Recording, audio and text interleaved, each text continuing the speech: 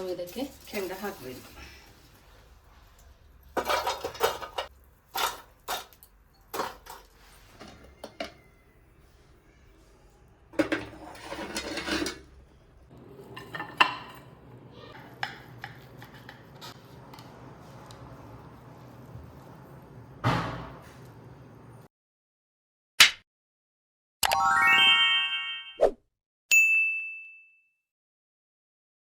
ನಮಸ್ತೆ ಎಲ್ರಿಗೂ, ನನ್ನ ಚಾನಲ್ಗೆ ನಿಮ್ಗೆಲ್ರಿಗೂ ಸ್ವಾಗತ.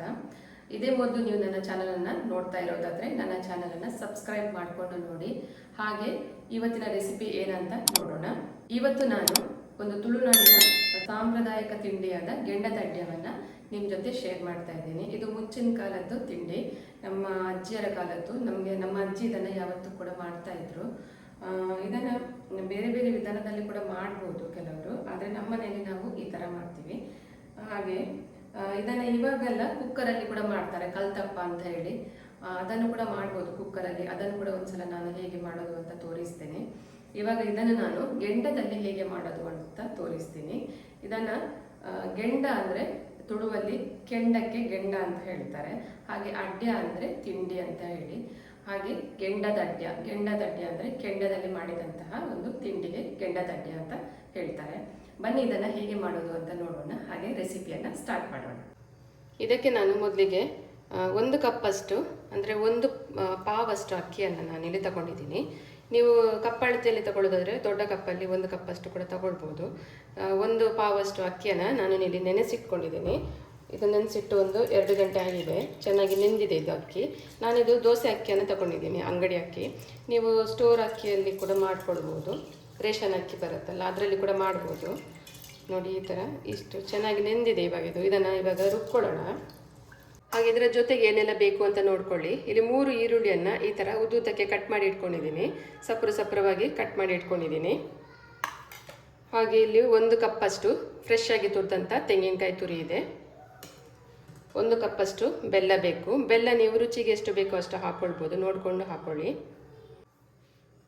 ಹಾಗೆ ಅದರ ಜೊತೆಗೆ ನಾನಿಲ್ಲಿ ಸ್ವಲ್ಪ ಅನ್ನ ತಗೊಂಡಿದ್ದೀನಿ. ನಾನಿಲ್ಲಿ ಕುಚ್ಚಲಕ್ಕಿ ಅನ್ನವನ್ನು ತಗೊಂಡಿದ್ದೀನಿ.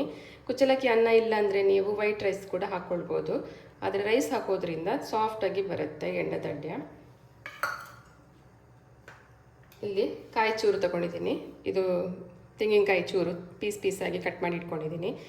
ಇದನ್ನು ಹಾಕೋದ್ರಿಂದ ಮಿಡ್ಲಲ್ಲಿ ಸಿಗ್ತಾ ಇದ್ರೆ ತುಂಬ ಚೆನ್ನಾಗಿರುತ್ತೆ, ಇದು ಟೇಸ್ಟಾಗಿ ಬರುತ್ತೆ. ಹಾಗೆ ಇಲ್ಲಿ ಸ್ವಲ್ಪ ಕ್ಯಾಶೋ ಇದೆ, ಇದು ಆಪ್ಷನಲ್, ಬೇಕಿದ್ದರೆ ಹಾಕ್ಕೊಳ್ಬೋದು, ಬೇಡ ಅಂದರೆ ಇದನ್ನು ಸ್ಕಿಪ್ ಮಾಡ್ಬೋದು. ರುಚಿಗೆ ತಕ್ಕಷ್ಟು ಉಪ್ಪು ಬೇಕು. ಹಾಗೆ ಸ್ವಲ್ಪ ತೆಂಗಿನೆಣ್ಣೆ ಬೇಕು. ಇದು ತೆಂಗಿನೆಣ್ಣೆಯಲ್ಲೇ ಮಾಡ್ಕೊಳ್ಬೇಕು, ಇದರಲ್ಲೇ ಮಾಡೋದ್ರಿಂದ ಟೇಸ್ಟಾಗಿ ಬರೋದು ಇದು. ಕೆಲವರು ತೆಂಗಿನೆಣ್ಣೆ ಜೊತೆಗೆ ಸ್ವಲ್ಪ ತುಪ್ಪ ಕೂಡ ಮಿಕ್ಸ್ ಮಾಡಿ ಮಾಡ್ತಾರೆ. ನಾನಿಲ್ಲಿ ಬರೀ ತೆಂಗಿನೆಣ್ಣೆ ಹಾಕಿ ಮಾಡ್ತಾಯಿದ್ದೀನಿ.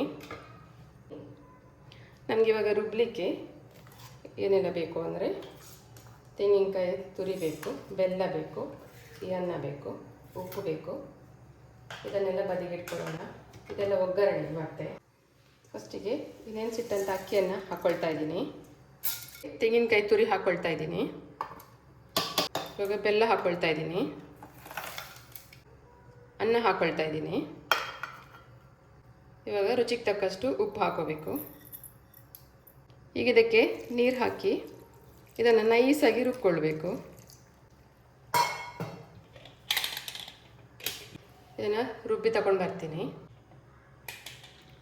ಬಂದಿದ್ದೀನಿ ನೋಡಿ, ಈ ಥರ ಇಷ್ಟು ನೈಸಾಗಿ ರುಬ್ಬಿದ್ದೀನಿ. ಇವಾಗ ಒಗ್ಗರಣೆ ಹಾಕೋಬೇಕು. ಇವಾಗ ಒಗ್ಗರಣೆ ರೆಡಿ ಮಾಡಬೇಕು. ನಾನಿಲ್ಲಿ ಒಂದು ಬಾಣಲೆ ಇಟ್ಕೊಂಡಿದ್ದೀನಿ. ನಾನಿಲ್ಲಿ ಅಲ್ಯೂಮಿನಿಯಂ ಬಾಣಲೆಯಲ್ಲಿ ಮಾಡ್ತಾಯಿದ್ದೀನಿ, ಯಾಕೆಂದರೆ ಇದನ್ನು ಮತ್ತೆ ಒಲೆಯಲ್ಲಿ ಇಡ್ಲಿಕ್ಕೆ ಉಂಟು. ಹಾಗೆ ಸ್ಟೀಲೆಲ್ಲ ಇಟ್ಟರೆ ಕಪ್ಪಾಗ್ತದೆ, ಅದಕ್ಕೋಸ್ಕರ ನಾನು ಅಲ್ಯೂಮಿನಿಯಂ ಬಾಣಲೆಯಲ್ಲಿ ಇಡ್ತಾಯಿದ್ದೀನಿ. ಇವಾಗ ಇದಕ್ಕೆ ಸ್ವಲ್ಪ ತೆಂಗಿನೆಣ್ಣೆ ಹಾಕ್ಕೊಳ್ಬೇಕು. ನಾನಿಲ್ಲಿ ಒಂದು 4 ರಿಂದ 5 ಸ್ಪೂನಷ್ಟು ತೆಂಗಿನೆಣ್ಣೆ ಹಾಕ್ಕೊಳ್ತಾ ಇದ್ದೀನಿ. ಈಗ ಎಣ್ಣೆ ಬಿಸಿಯಾಗಿದೆ, ಸ್ವಲ್ಪ ಸಾಸಿವೆ ಹಾಕ್ಕೊಳ್ತೀನಿ. ಇವಾಗ ಸಾಸಿವೆ ಸಿಡಿತಾ ಉಂಟು. ಇಲ್ಲಿ ನಾನು ಕಾಯಿ ಚೂರನ್ನು ಹಾಕ್ಕೊಳ್ತೀನಿ ಮೊದಲಿಗೆ. ಇದು ಸ್ವಲ್ಪ ಫ್ರೈ ಆಗಬೇಕು. ಈಗ ಕಾಯಿ ಚೂರು ಸ್ವಲ್ಪ ಫ್ರೈ ಆಗಿದೆ. ಇವಾಗ ಕ್ಯಾಶ್ಯೂ ಕಟ್ ಮಾಡಿಟ್ಟಂಥದ್ದು ಹಾಕ್ಕೊಳ್ತೀನಿ. ಇವಾಗ ಈರುಳ್ಳಿ ಹಾಕ್ಕೊಳ್ತೀನಿ. ತುಂಬ ಫ್ರೈ ಬೇಡ ಆಗೋದು, ಸ್ವಲ್ಪ ಕಲರ್ ಚೇಂಜ್ ಆದರೆ ಸಾಕಿದೆ.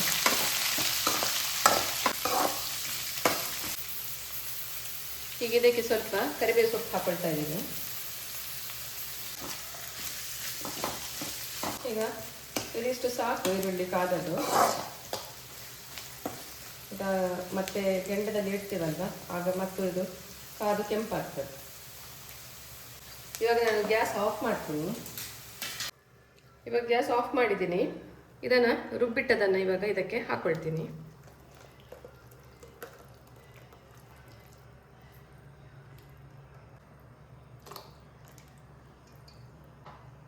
ನಾನೀಗ ಸ್ವಲ್ಪ ಈ ಥರ ಮಿಕ್ಸ್ ಮಾಡಿಕೊಳ್ಬೇಕು.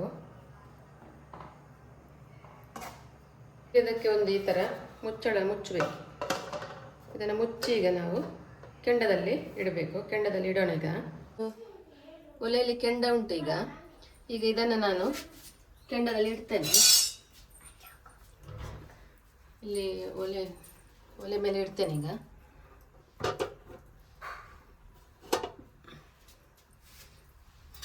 ಈಗ ಇದಕ್ಕೆ ಕೆಳಗಿಂದ ಸಹ ಕೆಂಡ ಉಂಟು, ಮೇಲ್ಗಡೆಯಿಂದ ಸಹ ನಾವು ಇದಕ್ಕೆ ಕೆಂಡ ಹಾಕಬೇಕು.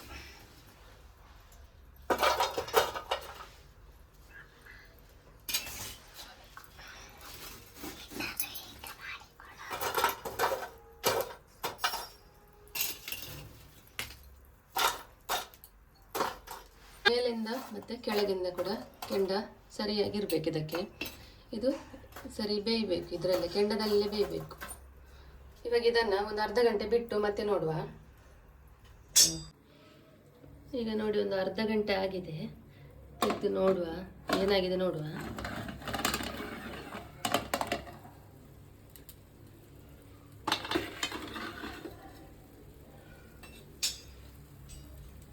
ಸೈಡೆಲ್ಲ ಕೆಂಪಾಗಿದೆ. ಒಂದು ಕಡ್ಡಿ ಚುಚ್ಚಿ ನೋಡ್ತೇನೆ. ಸ್ವಲ್ಪ ಬೇಯಬೇಕು ನೋಡಿ, ಅಂಟುಂಟು. ಇನ್ನೊಂದು ಸ್ವಲ್ಪ ಹೊತ್ತು ಬೇಯಲಿ. ಮಧ್ಯದಲ್ಲಿ ಎಲ್ಲ ಸ್ವಲ್ಪ ಹಸಿ ಉಂಟು. ಇನ್ನೊಂದು ಅರ್ಧ ಗಂಟೆ ಇರಲಿ ಇದು. ಈಗ ಇದನ್ನು ಹಾಗೆ ಮುಚ್ಚುತ್ತೇನೆ. ಇದಕ್ಕೆ ನಾನು ಸ್ವಲ್ಪ ಇದು ಹಾಕಿದ್ದೇನೆ, ಏನಂದರೆ ತೆಂಗಿನಕಾಯಿ ಸಿಪ್ಪೆ ಕೂಡ ಹಾಕಿದೆ ಮೇಲ್ಗಡೆಯಿಂದ. ಹೀಗೆ ಇದೊಂದು ಅರ್ಧ ಗಂಟೆ ಬೇಯಲಿ ಚಂದ. ಅರ್ಧ ಗಂಟೆ ಆದಮೇಲೆ ನೋಡುವ ಮತ್ತೆ ಒಂದು. ಬೆಂಕಿ ಆಗಬಾರ್ದು, ಕೆಂಡದಲ್ಲೇ ಬೇಯಬೇಕು. ಈಗ ಮತ್ತೆ ಒಂದು ಅರ್ಧ ಗಂಟೆ ಆಗಿದೆ. ಕೆಂಡ ಎಲ್ಲ ಸ್ವಲ್ಪ ತಣ್ಣಗಾಗಿದೆ ನೋಡಿ. ಎಂತಾಗಿದೆ ನೋಡುವ.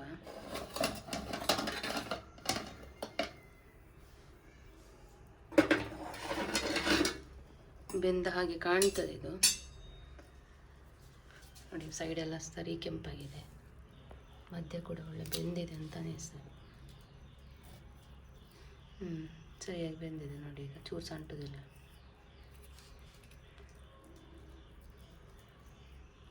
ಸರಿ ಬೆಂದಿದೆ. ಈಗ ಇದನ್ನು ಕೆಳಗೆ ಇಳಿಸ್ತೇನೆ. ಮತ್ತೆ ತಣ್ಣಗಾದ ಮೇಲೆ ಇದನ್ನು ಇದು ಮಾಡಬೇಕು, ಉಲ್ಟಾ ಹಾಕಬೇಕು. ತಣ್ಣಗಾದ ನಂತರ ತೆಗಿಲಿಕ್ಕೆ ಈಸಿಯಾಗಿ ಬರ್ತದೆ. ಇವಾಗ ಇದನ್ನು ಒಂದು ಸ್ವಲ್ಪ ತಣ್ಣಗಾಗಲಿಕ್ಕೆ ಬಿಡ್ತೇನೆ. ಇಳಿಸುವ ಇದನ್ನು.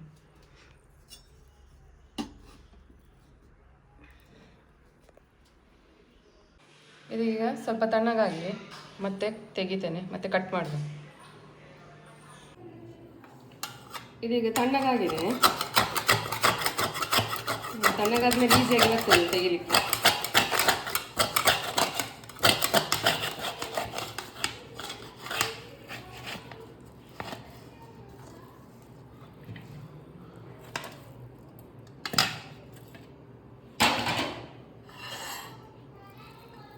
ನೋಡಿ ಚೆನ್ನಾಗಿ ಬೆಂದಿದೆ ನೋಡಿ. ಅಡಿ ಸಹ ಜಾಸ್ತಿ ಕಟ್ಟಿ ಸಹ ಹೋಗಲಿಲ್ಲ, ಕೆಂಪಾಗಿದೆ. ನನಗೆ ಕಟ್ ಮಾಡುವ. ಈಗ ಅದನ್ನು ಹೀಗೆ ಪೀಸ್ ಮಾಡಿ ತಿನ್ನಲಿಕ್ಕೆ ಒಳ್ಳೆ ಆಗ್ತದೆ. ಒಳ್ಳೆ ಕೇಕ್ ಥರ ಬರ್ತದೆ ನೋಡಿ.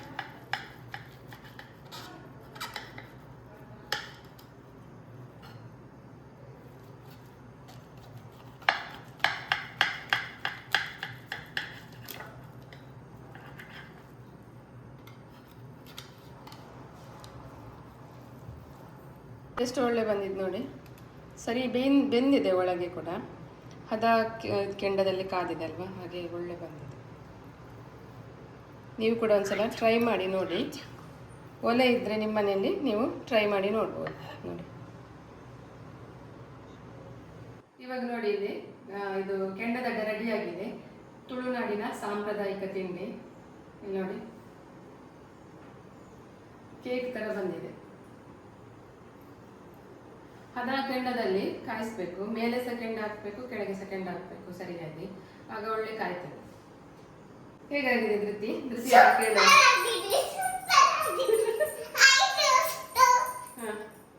ಸೂಪರ್ ಆಗಿದಲ್ಲ. ಒಂಚೂರು ಟೇಸ್ಟ್ ಮಾಡ್ತೀಯಾ? ನನ್ನ ಬರ್ಡೇ ಇವತ್ತಾಯ್ತಾ, ನನಗೆ ಹ್ಯಾಪಿ ಬರ್ಡೇ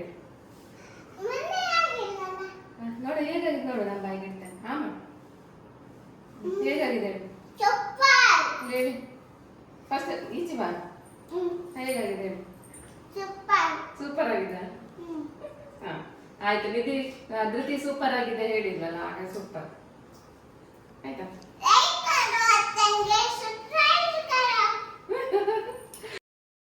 ನಾನು ಮಾಡಿದಂಥ ಗೆಂಡದಡ್ಡೆಯ ರೆಸಿಪಿ ನಿಮಗೆ ಇಷ್ಟ ಆಗಿದ್ರೆ ವಿಡಿಯೋದ ಕೊನೆಗೊಂದು ಲೈಕ್ ಕೊಡಿ, ಹಾಗೆ ವಿಡಿಯೋನ ಶೇರ್ ಮಾಡಿ. ಹಾಗೆ ನನ್ನ ಚಾನಲ್ಗೆ ಇನ್ನೂ ನೀವು ಸಬ್ಸ್ಕ್ರೈಬ್ ಮಾಡದೆ ನೋಡ್ತಾ ಇದ್ರೆ ಇವಾಗಲೇ ಸಬ್ಸ್ಕ್ರೈಬ್ ಮಾಡ್ಕೊಳ್ಳಿ. ನಾನು ಹಾಕುವಂತಹ ಎಲ್ಲ ವಿಡಿಯೋಸನ್ನು ನೀವು ನೋಡ್ಬೋದು. ಹಾಗಾದರೆ ಮತ್ತೊಂದು ಹೊಸ ರೆಸಿಪಿಯೊಂದಿಗೆ ಹಾಗೆ ಮತ್ತೊಂದು ಹೊಸ ವಿಡಿಯೋದೊಂದಿಗೆ ಮತ್ತೆ ಬರ್ತೀನಿ. Thank you for watching.